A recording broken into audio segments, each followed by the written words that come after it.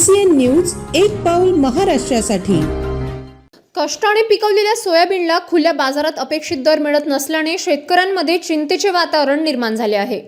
शासनाने हमीभावाने सोयाबीन खरेदी केंद्र सुरू केल्याने चांगल्या दराच्या अपेक्षेने शेतकऱ्यांनी बाजारात विक्री करण्याऐवजी माल साठवण्यावर भर दिला आहे। परिणामी संपूर्ण जिल्ह्यातील कृषी उत्पन्न बाजार समित्यांमध्ये सोयाबीनची आवक घटल्याचे चित्र दिसून येत आहे। सर्वत्र शुकशुकाट पाहायला मिळत असून सोयाबीनचे दर वाढतील ही अपेक्षा शेतकऱ्यांना लागून आहे। तर जागतिक बाजारपेठेतही सोयाबीनचे दर कमी असून सोयाबीन उत्पन्नाचा खर्चही निघत नसल्याने शेतकरी वर्ग चिंतेत आहे। सध्या शेतकऱ्यांचा माल निघाला तेव्हापासून साधारण आज डिसेंबर महिन्यापर्यंत बाजार समितीमध्ये जवळपास सोयाबीनचे भाव 43-44 पासून 4700 या भावामध्ये विकत आहे आणि शेतकऱ्यांचा जो माल आहे त्या शेतकऱ्यांना लागलेला जो खर्च आहे शेतीमधला आणि विकलेल्या मालाचे पैसे याचा त्यांचा ताळमेळ बसत नाही आहे, त्यांचा खर्च निघत नाही आहे। त्यामुळे शेतकऱ्यांनी सध्या माल विक्रीचा थांबवलेला आहे। त्यांची आशा आहे की सोयाबीनचे भाव वाढतील। त्याचप्रमाणे जागतिक बाजारपेठेमध्ये जे सोयाबीनच्या माल जाण्याची जो निर्यातीचं धोरण आहे त्याच्या उदासीनता हा एक मोठा कारण आहे।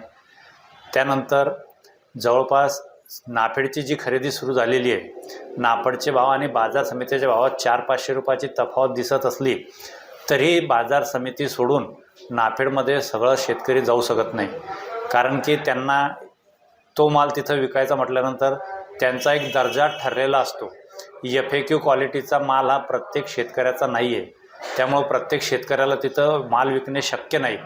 त्यामुळे शासनाचे भाव 5300 काही रुपये असले तरी शेतकरी तिथं जाण्यास तयार नाही आहे, कारण की सगळ्या शेतकऱ्यांचा माल त्या प्रतीचा उच्च दर्जाचा नसल्यामुळे त्यांना विक्री करता अडचणी निर्माण होतात। या सर्व कारणामुळे बाजार समितीमधली आवक सोयाबीनची वगैरे घटलेली आहे।